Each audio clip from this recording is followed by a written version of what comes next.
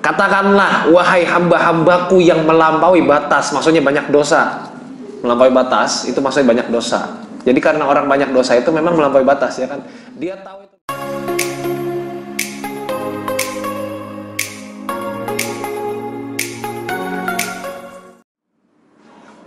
Cara menyikapi teman akrab yang dia sebelumnya pernah mengalami masalah yang parah. Nggak tahu dong parahnya kayak gimana. Sebelumnya orang yang tidak baik, info dari teman sebelum iki piye toh? Cara menyikapi teman akrab yang sebelumnya pernah mengalami masalah yang parah, info dari teman sebelumnya ini. Saya ajarkan katanya mungkin. Jadi kamu teman saya. Ya. Kamu parah. Pak, sebelumnya parah itu ya. Katanya itu ya. Dari temenmu berarti kan? Dari temenmu berarti kan? Temennya ini. Lah berarti dia temenan sama yang ini juga dong? Lah iya dah.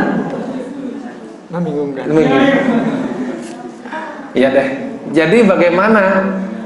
Ya disikapi dengan lapang dada. Saya juga pernah loh ada yang nanya kayak gini. Ini beneran. Tapi alhamdulillah bukan di sini yang nanya ya, di luar Jawa. Jadi ceritanya ada yang tanya, akhwat bercadar, nanya sambil nangis. Ustadz, jadi saya selama ini berteman dengan mantan pezina. Terus saya bilang, terus kenapa? Masalahnya apa kalau kamu berteman dengan mantan pezina? Saya baru tahu Ustadz, dulunya saya kira dia sudah baik. Ternyata dia dulu pernah berzina dan saya sangat bersalah. Bagaimana saya berteman dengan? Lah, ini parah ini saya bilang. Emang kamu yakin kamu masuk surga dan dia masuk neraka? Bisa jadi dia masuk surga karena tobatnya dia, dan kamu masuk neraka karena kamu berteman sama orang yang tobat. Qul ya ibadiyalladzina qul ya ibadiyalladzina asrafu ala anfusikum la taqnatu mir rahmatillah innallaha yaghfiru dzunuba jami'an. Itu kata Allah. Terang, jelas, lugas, tegas. Kata Allah dalam surat Az-Zumar itu apa?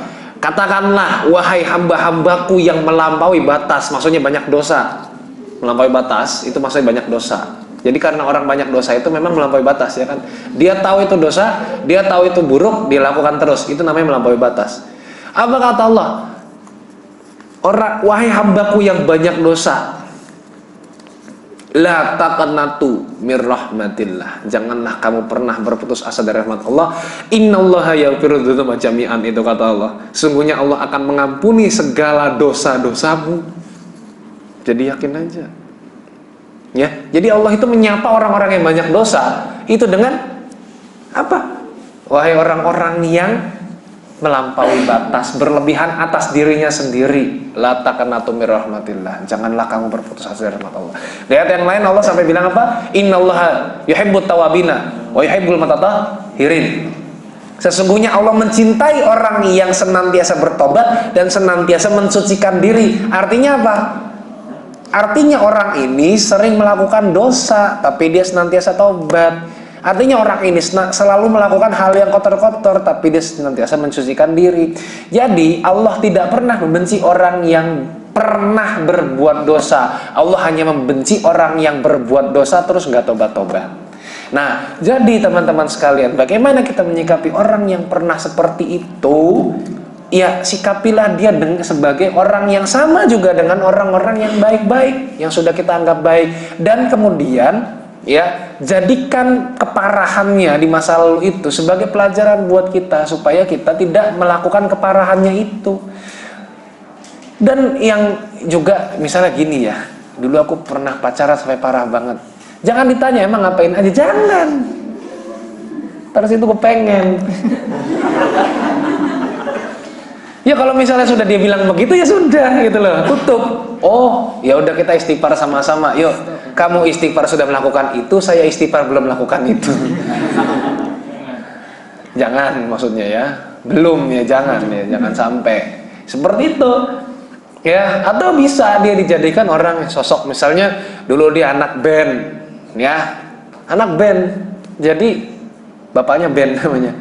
Bukan, maksudnya dia anak band. Dia Ya pokoknya begitulah kehidupannya kayak anak band kebanyakan ya, lupa sholat dan lain sebagainya. Mungkin dia bisa menceritakan pengalaman itu, Mas yang sekarang masih seneng musik, Mas sekarang yang masih seneng ngeband. Ya ngeband boleh tapi jangan banyak-banyak, nanti seperti saya, seperti ini, jauh dari Tuhan dan lain sebagainya. Mas dulu saya kerja di tempat yang seperti ini, banyak riba Mas, duitnya banyak sih, gajinya gede, tapi saya kok yang gak berkah rasanya. Ya, anak saya sakit-sakitan terus, duit saya kok rasanya habis terus. Padahal ya di Jogja ini Mas kalau gaji di atas 5 juta aja udah enak rasanya Mas, tapi gaji saya tuh 7,5 juta kok ya rasanya habis terus. Ternyata setelah saya coba-coba, setelah saya banyak konsultasi, ternyata memang hidup ini nggak berkah Mas, pemasukannya dari riba. Makanya buat Mas jangan sampai terlibat dengan hal-hal seperti itu ya. Kalau misalnya nggak punya uang mau beli mobil ya nabung dulu ya. Jangan, kalau bisa jangan terlibat dengan hal-hal yang seperti itu, riba dan lain sebagainya. Apalagi mau beli mobil pelihara tuyul, nggak usah lah. Ternak tuyul ya. Saya pernah tanya sama anak peternakan UGM, ada nggak ternak tuyul ya dalam peternakan UGM? Katanya nggak ada lah ya. Oh ya nggak ada ya. Mungkin bisa kita bikin konsentrasi ternak tuyul ya. Ini masuknya peternakan atau ilmu syariah saya juga nggak tahu. Gitu ya Mbak atau Mas yang tadi bertanya ya. Jadi menyikapinya bagaimana, kita sikapi dia dengan sebagaimana orang yang biasanya juga sudah baik gitu ya. Dan kita juga bisa belajar dari pengalaman.